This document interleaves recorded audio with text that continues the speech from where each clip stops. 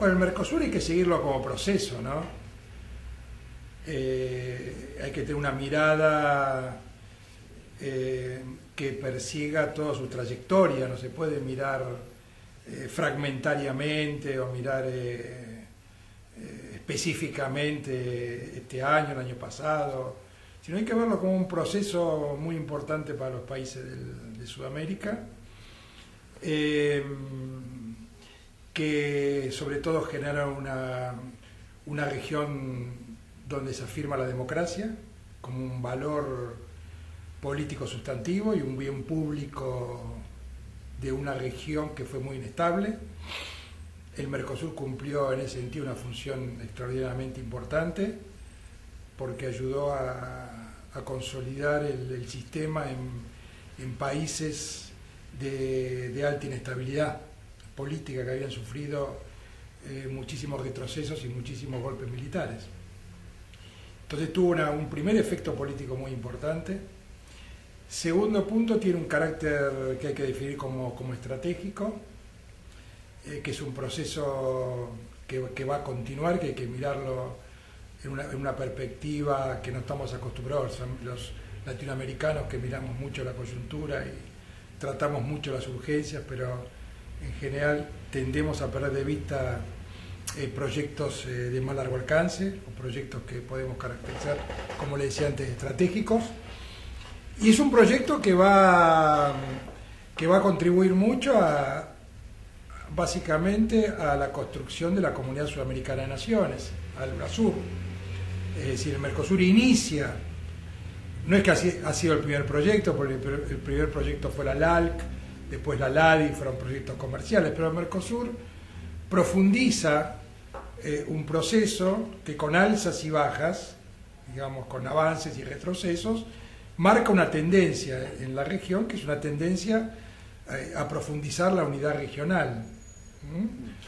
Y eso me parece que es lo que le da un carácter más permanente y fundamental al Mercosur. Vuelvo a insistir, si tomamos este año, estas últimas presidencias pro tempore, estos 2 últimos semestres, ha dado paso importante en la consolidación de la unión aduanera, en avanzar en algunos temas comerciales. Si vemos el 2006, había mucho escepticismo, porque estaba enfrentado Argentina y Uruguay por el tema de las plantas celulósicas, había una confrontación, yo ocupaba la presidencia de la comisión en ese momento. Es decir, no tenemos que detenernos en la fotografía, sino tenemos que verlo como una película continuada, que hay que seguir trabajando y hay que tener mucha paciencia para seguir construyendo más Mercosur, no más y mejor Mercosur, como alguna vez dijo un presidente uruguayo, Tabaré Vázquez, ¿no? que él le bregaba por más y mejor Mercosur, ¿no? ¿Y qué elementos de la coyuntura actual afirman la hipótesis de una profundización integracionista efectiva, que no se quede en la declaración, que vaya a fondo? Bueno, a fondo hay que dar pasos todavía sustantivos, ¿no? Porque los países que componen el Mercosur todavía están en la media agua entre enfrentar coyunturas complicadas porque se viene de crisis importantes hace 5 o 6 años y apostar fuerte a la unidad regional. O sea, hay una tensión, no contradicción, sino una suerte de tensión entre los proyectos nacionales y la construcción regional. Entonces, esto hay que tenerlo muy en cuenta, ¿no? Porque los gobiernos rinden cuenta no a la región, sino a sus ciudadanos. Entonces lo nacional tiene mucha importancia en nuestros países todavía, como lo tiene Europa después de 50 años de construcción europea, ¿no? La gente legitima o deslegitima en términos de satisfacción e insatisfacción de los gobiernos a nivel nacional. Es decir, Justamente, perdón, sí. pero quería tener su mirada sobre la parte nacional de la integración regional. Sí. Usted ha sido vicepresidente de la República de Argentina, presidente del Senado, diputado nacional. ¿Nos puede comentar las grandes etapas de la relación entre Argentina y el Mercosur en esas últimas 2 décadas? Argentina es un país que por suerte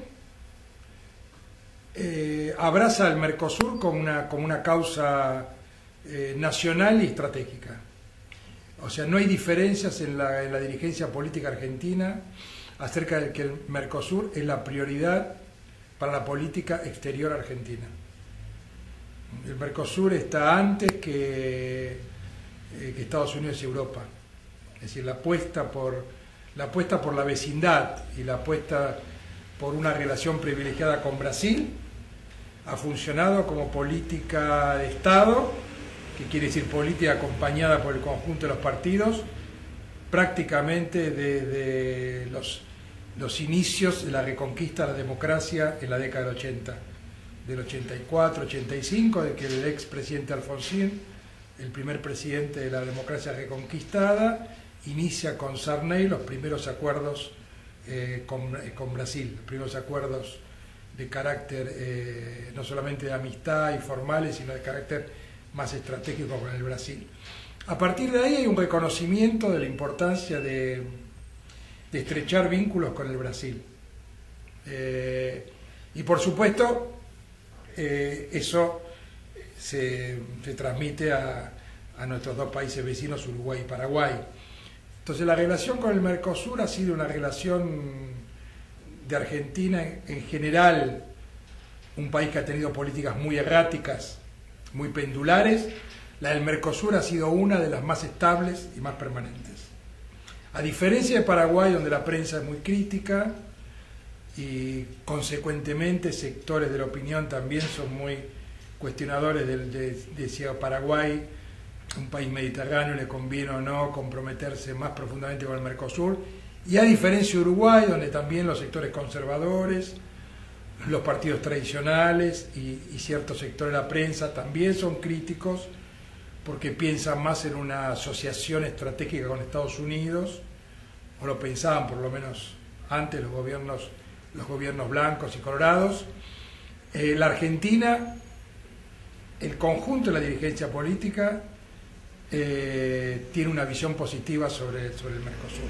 La prensa lo mismo, la prensa de distintas orientaciones ideológicas lo mismo, o sea que es el país donde hay más consenso a favor del Mercosur.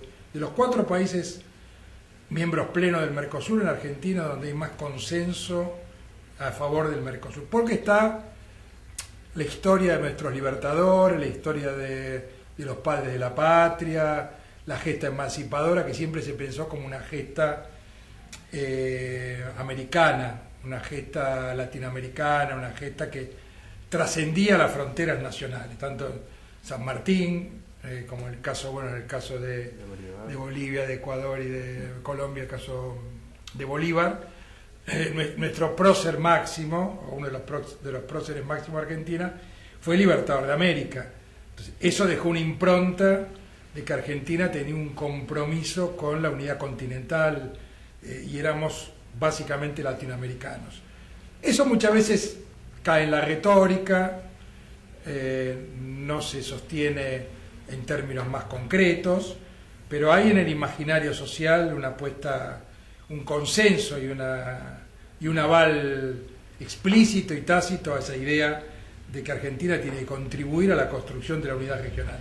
En el marco del sistema institucional argentino, ¿nos puede comentar cuáles son los espacios de trabajo y de debate sobre el Mercosur? Por ejemplo, en el Parlamento, en el Senado. ¿Hay espacios específicos que trabajan sobre el Mercosur?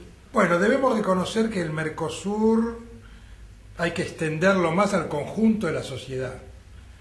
Es un proyecto que lamentablemente ha perdido un poco de interés en la comunidad académica, que cifró muchas expectativas en la década de los 90 sobre la perspectiva del Mercosur, luego algunas oscilaciones o algunas involuciones, es decir, generaron cierta disociación de la comunidad académica respecto o pérdida de entusiasmo respecto al Mercosur. Pero hay muchos foros donde se discute la integración regional, muchos seminarios, bastante movilización de sectores vinculados a lo económico, sobre todo por el tema de la integración con Brasil. En la universidad hay muchas cátedras de posgrado vinculadas a la integración regional, y en el Parlamento hay una comisión del Mercosur, y en el país se van a elegir en las próximas elecciones los legisladores por voto directo al Parlamento del Mercosur. Eso va a generar una profundización del debate, pero en general pasa algo similar a Europa, ¿no? La sociedad no participa del debate de la integración, los partidos tampoco, y en las plataformas hay una mención muy generalista, es decir, no está explicitada la importancia de la integración en los partidos, sino está puesto más como consigna, como expresión de deseo, pero no hay una explicitación programática, un debate programático acerca de cómo Argentina debía profundizar el camino de la integración. Eso me parece que no hay en ninguno de los 4 países, y yo siempre planteé en la presidencia de la comisión que faltaba, mientras que faltaba universalizar más o continentalizar el debate político en los partidos, ¿no? Así como la economía se regionaliza y se globaliza, y la finanza es lo mismo, la política es más provincial, la política queda más encorsetada en el plano nacional, ¿no?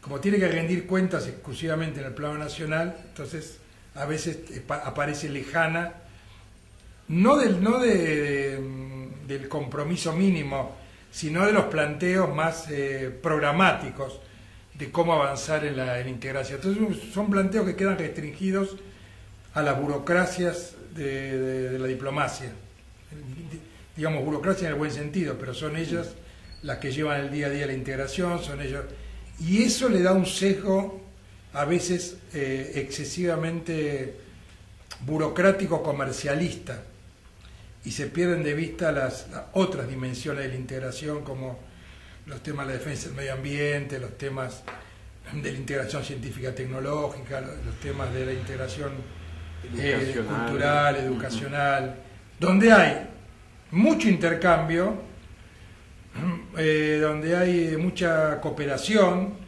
y mucha reciprocidad en la información sobre prácticas, buenas prácticas, en distintas materias, en distintos tópicos, pero donde falta profundizar los niveles de integración. Y la visibilidad también, ¿no? La visibilidad es difícil porque la prensa toma en cuenta al Mercosur cuando aparecen los problemas. Si el Mercosur va bien, es decir, la prensa no es tema el Mercosur. Si el Mercosur va mal, o hay conflicto entre los países, ahí es tema la integración. O sea, pero cuando la integración marcha, es noticia que muy efímera, ocupa muy poco espacio, porque también los medios saben que no es una sociedad pendiente de la integración, que la gente no tiene desarrollada una sensibilidad especial. Hay una cumbre de presidentes, se transmite en directo por los canales de cable, hay más cobertura en la información porque están los presidentes, se transmiten los discursos, pero bueno, solamente frente a hechos excepcionales o acontecimientos así muy importantes, sobre todo los que participan los presidentes. Pero después hay poco debate en la prensa sobre los caminos de la integración. En general, el debate en la Argentina y en los países se dio en torno a 2 ideas fuerzas: los conservadores y la derecha, apostando a una integración de nuestros países con la potencia hegemónica, a engancharse, a subordinarse a la potencia hegemónica y a establecer relaciones privilegiadas con la potencia hegemónica. O sea, ser el país estrella o ser el país así más dócil a las necesidades y a las políticas de la potencia hegemónica, en este caso Estados Unidos. Y la otra postura es apostar a la integración regional, buenas relaciones con Estados Unidos y Europa, pero apostar fuerte a la integración regional. Esos han sido los 2 caminos que separan izquierdas y derechas, donde hay, sobre todo en Brasil, en Uruguay y en Paraguay, más que en Argentina, hay una diferenciación que podemos definir como ideológica, ¿no? Cuando se dice desaparece la diferencia ideológica, bueno, en este plano hay una diferencia ideológica de aquellos que apuestan a cortarse solo en la región y ser y ser más confiable para los Estados Unidos, o apostar un camino más comprometido y más fuerte de la integración regional. Durante el periodo 2005-2009, entonces usted fue presidente de la Comisión de Representantes Permanentes del Mercosur. ¿Nos puede presentar esa comisión y después explicar cuáles son los principales logros o dificultades que encontró? Bueno, la comisión está hecha a imagen y semejanza de la Comisión Europea, ¿no? Un poco el Mercosur ha avanzado tratando de tener como referencia algunas instituciones de la Unión Europea, en escala menor, y siempre salvando la supranacionalidad, digamos, evitando la supranacionalidad. Entonces el cargo mío era el único cargo supranacional del Mercosur, más el Tribunal de Controversia que está en el Paraguay, son las únicas, y ahora va a ser el Parlamento, las instancias supranacionales, y el Parlamento funciona supranacionalmente, porque puede funcionar también con bloques nacionales, entonces no cumpliría la función de un Parlamento que apuesta a la supranacionalidad. Entonces yo traté de empujar algunas políticas, de darle a la integración otra dimensión, de plantear una propuesta de integración a la altura del post-neoliberalismo.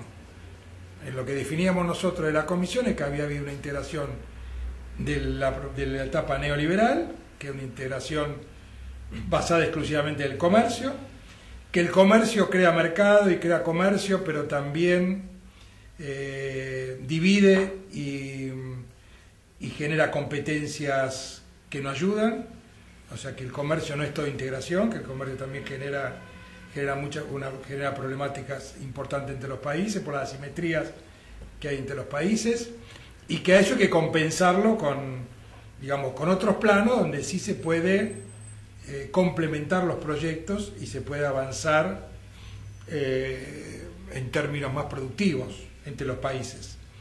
Yo planteé básicamente 4 planos. Planteé la integración productiva, sobre todo en base a las pequeñas y medianas empresas, porque planteé que las multinacionales tienen proyectos de inversión tomando en cuenta el conjunto del Mercosur, como la política automotriz, donde tiene un diseño de política en el conjunto de la región. Concretamente para las pymes. Para las pymes tipo autopartes, pymes que puedan trabajar sobre insumos para otras industrias, pymes de proveedores, pymes de turismo, ahí planteé un fondo para financiar las cadenas de valor en la región protagonizadas por pymes. Hicimos un fondo de la pequeña y mediana empresa y se instaló en la agenda el tema de integración productiva. Luego planteamos el tema de conformar un instituto social del Mercosur, donde pudiésemos avanzar en la conformación de políticas públicas regionales, en términos de salud, en términos de educación, en términos de políticas ambientales, y eso está como constituyéndose, los países también lo han tomado en cuenta, y está en una etapa embrionaria, pero ya con un mayor nivel de iniciativa. Planteamos la política de formación, un instituto de formación del Mercosur, hay que con participación de las cancillerías para formar a los futuros diplomáticos con algunas materias en común, con algunas visiones también que jugaran de manera similar en los cuatro países. Hicimos un instituto de intercambio para formar funcionarios de los 4 países, hicimos un convenio con Europa para formar funcionarios del Mercosur. Y después planteamos, una política que tuviera que ver con la cooperación científico-tecnológica, porque ahí lo que decíamos nosotros es que ninguno de los países, por más bien que le vaya en este periodo de crecimiento de la economía, pueden invertir lo que hay que invertir para acceder a la sociedad del conocimiento, que había que hacerlo juntos, que había que pensar proyectos juntos, que había que empujar, los que tuvieran más posibilidades debían empujar a los países de menor desarrollo relativo, y bueno, eso todavía no se instaló con la fuerza que hubiésemos querido que se instale. En general, nosotros nos fuimos con una idea satisfactoria porque las problemáticas se instalaron y hay una mayor comprensión que al Mercosur hay que darle mayor densidad institucional para llevar estas políticas adelante y no depender solamente del avance de la política comercial. Bueno, vamos a volver después sobre esa dimensión institucional, si una reforma institucional es necesaria, etcétera. Pero bueno, parece que la continuidad de este cargo de presidente de la Comisión se transformó en la figura del alto representante general del Mercosur y el señor Samuel Pinheiro Guimarães ha sido nombrado. Entonces, ¿cuáles son las diferencias entre el cargo que usted tuvo y esta nueva función que está creada? No, esa para mí es una buena noticia que esté Samuel en ese cargo, porque es un hombre muy comprometido con la idea de la integración, es un hombre que tiene claro que aunque Brasil sea hoy una potencia internacional, un jugador llamado a cumplir un papel muy importante en el plano global, necesita construir región, es decir, que no hay liderazgos aislados de la comunidad regional, y es parte de un proceso que sobre todo encabezó el compañero Lula, de mucha firmeza, de mucha convicción y de mucho compromiso con la idea de la integración, ¿no? Que es complementaria el papel de Brasil a nivel internacional con la integración regional. Y sobre todo, bueno, el vínculo de Brasil con Argentina, que es fundamental para que funcione la idea del Mercosur, es un poco como el vínculo Alemania-Francia juega en Europa, ¿no? Y para constituir la Unión Sudamericana, porque si hay fisuras en el Mercosur, difícilmente puede avanzar la Unión Sudamericana, la UNASUR. Ahí hay complementariedad. Hay mucha complementariedad, sí. El Mercosur más en el plano económico, comercial, y el UNASUR más en el plano jugando como foro político, los temas de defensa, los temas energéticos, ¿no? Es decir, como una división de temáticas. Pero el alto representante tiene más o menos las competencias que tenía la presidencia de la Comisión.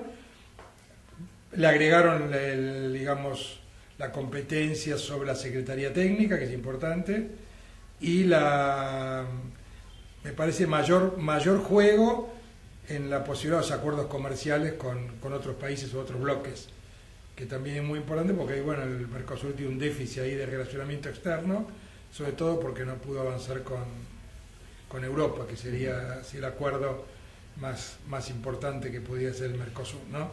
Pero yo creo que es un avance la figura del alto representante y la elección de Samuel. Me parece un avance en la línea que nosotros habíamos planteado. Nosotros ya habíamos dejado un documento sobre la reforma institucional del Mercosur y las cuestiones que había que abordar, y un poco esa figura estaba cerca de lo que nosotros planteábamos como alternativa a la presidencia de la Comisión.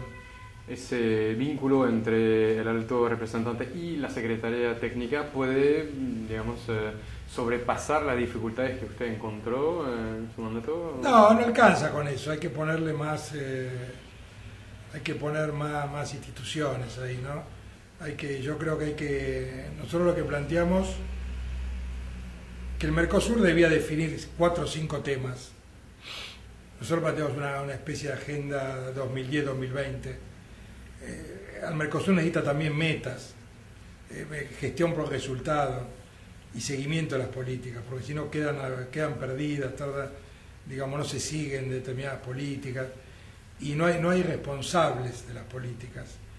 Entonces nosotros planteamos un alto representante, una intergubernamentalidad con más espesor organizativo, con más soporte organizativo. Planteamos ahí definir 4 o 5 políticas. Los países debían definir prioridades del Mercosur, al margen de seguir profundizando lo comercial y la unión aduanera. Y sobre eso debía elegir algunos funcionarios que estuviesen en Uruguay, digamos, y que esos funcionarios fueran gente especializada en esas temáticas, que tuvieran digamos, que los países le tuvieran consideración para tener un diálogo importante con los responsables de las áreas y con los cancilleres y eventualmente con los presidentes, y que siguieran esas políticas, que fueran los responsables de darle continuidad y seguimiento a las políticas. Que la decisión la siguieran teniendo los países, pero que hubiese alguien, digamos, que se haga responsable del avance y del seguimiento. Y de la integración en los sistemas legislativos nacionales, de las normas. El diálogo con los parlamentos, la internalización de las normas, y que esas políticas se lleven adelante en un plazo prudencial. Trabajar más por objetivos, ¿no?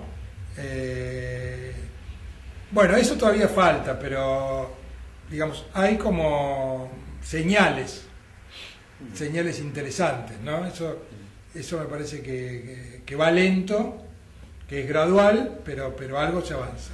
Dentro de las cosas positivas del Mercosur, parece que lo resuelto en la cumbre de San Juan es bien interesante, sí, y no ha sido muy analizado, pero las implicaciones son fuertes. ¿En qué medida esa cumbre fue importante en la historia del bloque? Bueno, porque esa cumbre termina de saldar 2 o 3 temas que venían ya de cumbre en cumbre sin resolverse. Es decir, el tema de definir el doble cobro de arancel, o sea, de generar un mecanismo para que la unión aduanera no sea tan imperfecta en el Mercosur, donde ya algunos estaban diciendo, bueno, si la unión aduanera es tan imperfecta, volvamos a una zona de libre comercio. Es decir, sinceremos y no insistamos más en el Mercosur como unión aduanera y vamos a la zona, retrocedamos a la zona de libre comercio. Los países, sobre todo Brasil y Argentina, siempre se negaban a esa idea, pero a su vez tenían muchas dificultades para cerrar los temas estos del doble cobro de arancel y la distribución de la renta aduanera, que eran temas que se venían trasladando de presidencia a presidencia y no se podía resolver. Y la cumbre de San Juan cierra esos temas, les pone plazos, o sea, de alguna manera concluye con esos temas, y eso generó una cuota no digo de entusiasmo, pero sino una cuota de optimismo, de decir, bueno, que la integración siga avanzando, ¿no? Pese a todas las dificultades, se siga avanzando. Esa fue la importancia de la cumbre de San Juan, que se termina con un tema que estaba todo el tiempo en los primeros rangos de la agenda y no se podía resolver. Parece que son temas importantes también para las negociaciones con la Unión Europea. Y sí, porque cuanto más perfecta sea la unidad aduanera que tenga el Mercosur, más sencillo es resolver supuestamente los acuerdos económicos arancelarios con la Unión Europea, pero igual los acuerdos con la Unión Europea me parece que están lejos. Yo fui optimista, viajé a España, hablé con el canciller Moratino cuando estaba España en la presidencia pro tempore de la Unión Europea y Argentina en la presidencia del Mercosur, y ahí aparecía que se abría una luz ahí Pero después vino la crisis 2008 y 2009, y también coincidió con, digamos, la emergencia de los países asiáticos como potencia demandante de alimentos. Entonces la relación con Europa, no digo que disminuyó la importancia, pero me parece que se relativizó, y por otra parte, desde la perspectiva nuestra, Europa nunca dio muestras de que estaba dispuesto a un acuerdo más simétrico con el Mercosur, ¿no? Es decir, que entendía la relación con el Mercosur no solamente desde el punto de vista de los beneficios comerciales, sino desde la unión estratégica de 2 regiones democráticas importantes, y eso me parece que termina demorando y termina como postergando la posibilidad del acuerdo. Había un elemento que podría también tal vez incentivar a los europeos a negociar, era el creciente poder económico de China en la región, claro, como podía ser una influencia indirecta sobre las negociaciones, pero no juega así, parece que no tiene ese efecto.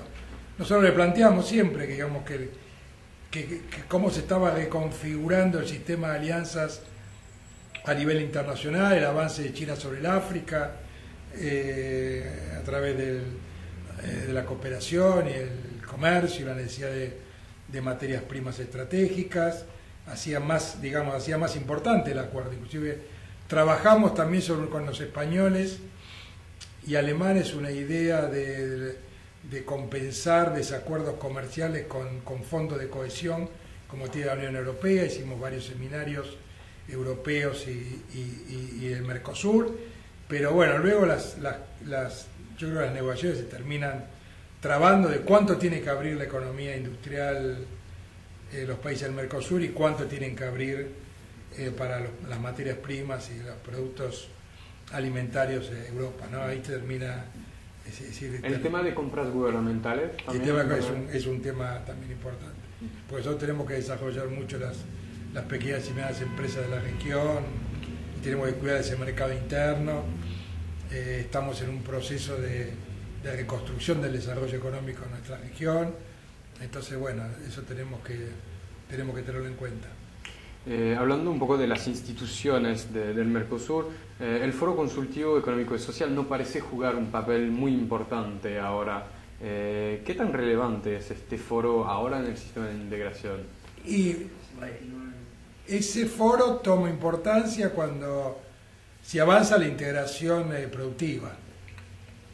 Eso es fundamental. Nosotros quisimos un poco asociar el foro con los trabajadores y los empresarios al tema del desarrollo de las pymes, ¿no? O sea, un foro económico-social tiene mucho que ver con el avance de la complementación y la asociación entre pymes del Mercosur. O sea, hay dos niveles en el Mercosur: el diseño de la política comercial de las transnacionales y las políticas de la pequeña y mediana empresa. Uruguay, Paraguay, la política económica es la política pyme, la política productiva es pyme. Y en Argentina el 70% es pyme, Brasil también tiene una red de pyme muy grande.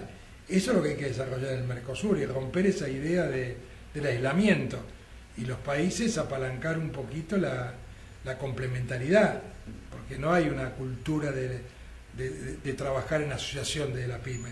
Hay ciertas miradas, así que como que eso es un salto demasiado importante y no hay condiciones para darlo. Entonces, es decir, las autoridades del Mercosur deben jugar como paraguas y como impulso para avanzar en esa sinergia entre las empresas, para que puedan tanto mejorar su competitividad en el mercado ampliado como para exportar de conjunto a otros mercados. Ese salto falta darlo, y es ahí donde el Foro Consultivo Económico y Social jugaría un papel importante. ¿Cuál es su mirada sobre la Secretaría Técnica del Mercosur ahora? Y hay que dotarla de quizá de más envergadura técnica, en la medida que se asuma un esquema como el que yo le planteaba, de un poquito más de envergadura institucional, ¿no? Es decir, para el Mercosur que funciona hoy, digamos, el papel está bien, pero si uno le daría al Mercosur un carácter más institucional y ampliar las temáticas que trata el Mercosur, ahí habría que mejorar la calidad técnica de la Secretaría. ¿Cuáles son las perspectivas en relación de la creación de un Tribunal de Justicia del Mercosur? Bueno, todos aspiramos a que haya un Tribunal de Justicia que pueda arbitrar en las controversias, que pueda tener una actuación donde los países, digamos, cumplan con las decisiones del tribunal. Eso me parece que va a estar en función, el papel del tribunal va a estar en función de cuánto se avance en la profundización de la integración, ¿no? Me parece que hay un correlato entre el papel del tribunal, el funcionamiento del tribunal y el nivel de la integración en otros planos, ¿no? No creo que se pueda tener un tribunal, digamos, así que funcione como todos quisiéramos que funcione, si el Mercosur no ajusta un poco su diseño institucional. Y los países se comprometen más a trabajar en el plano supranacional, ¿no? Me parece que eso es fundamental. Todavía hoy los países tienen un carácter un poco, no digo defensivo, pero hay un privilegio muy acentuado de lo nacional sobre lo regional. Y esta ecuación de lo nacional y lo regional, no digo que hay que revertirla, pero hay que equilibrarla más.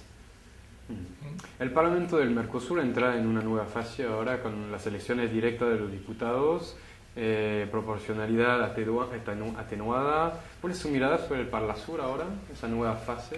Y el Parlasur debería ser la institución, eso lo hablamos mucho con compañeros uruguayos, argentinos, ¿no? También algunos brasileros. El Parlamento debería ser la institución que acerque el Mercosur a los ciudadanos. Yo siempre dije que para mí el Parlamento no debería dispersarse, sino que en la primera etapa debería no tiene sentido que tengan una cantidad de comisiones como tienen los parlamentos nacionales y quiera abarcar todo, sino para mí tendría que tener 4 o 5 problemáticas fuertes vinculadas a las sociedades, es decir, a las comunicaciones, a la infraestructura, al transporte, a temáticas que tengan visibilidad e impacto en la base de la sociedad de los países. Y trabajar sobre eso y mostrar a las sociedades que se consiguen logros en el corto plazo. Por ejemplo, el tema del transporte en el Mercosur. El tema del transporte está muy mal. O sea, que para viajar para ir a Brasilia, de Argentina, de acá se tarda, 10 horas, casi como ir a Europa. Es decir, con las escalas, hay pocos vuelos. Y la comunicación entre los países del Mercosur y Sudamérica no es buena. Ahí digo este ejemplo como podría poner sobre todo el tema de la documentación, sobre el tema de la libre circulación de las personas, bueno, como muchísimos temas que tengan un impacto sobre el ciudadano. Que el ciudadano pueda ver, diga, yo lo siento, yo cuando estaba en las colas de los aeropuertos decía, muchachos, ¿dónde está la cola del Mercosur? No, la fila del Mercosur.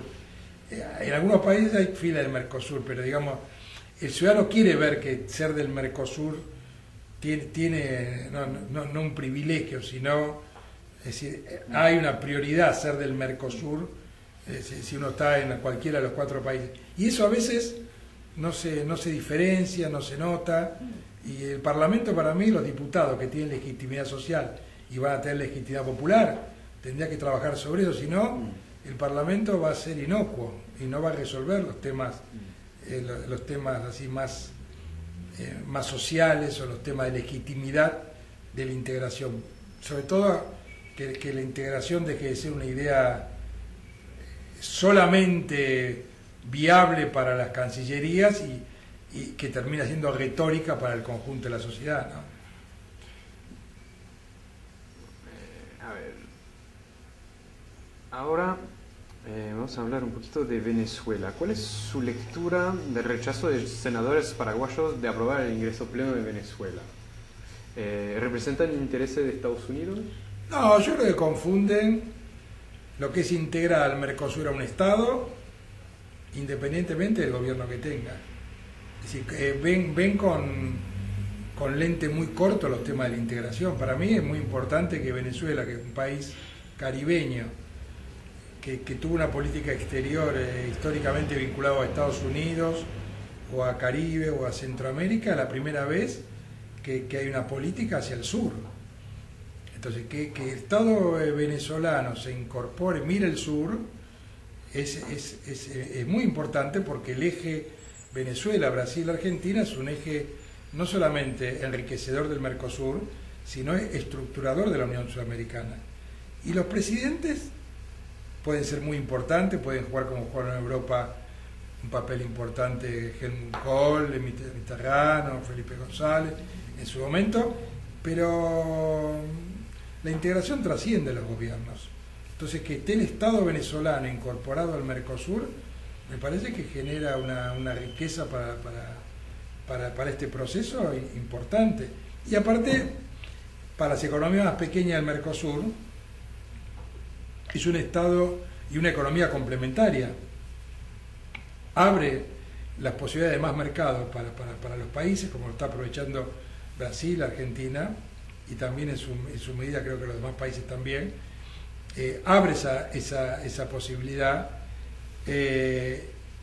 y por otro lado se desarrolla en términos complementarios y equilibra un poco las asimetrías entre los países del Mercosur, porque es un estado de mediano desarrollo que pivotea entre Argentina y Brasil y equilibra un poco o puede amortiguar el nivel de diferenciación entre las escalas económicas de los países del Mercosur, ¿no? O sea que de todo punto de vista el ingreso del Mercosur, aparte de tener integrado a un país con las reservas energéticas y petroleras que tiene Venezuela, es decir, nadie discutiría la importancia de eso.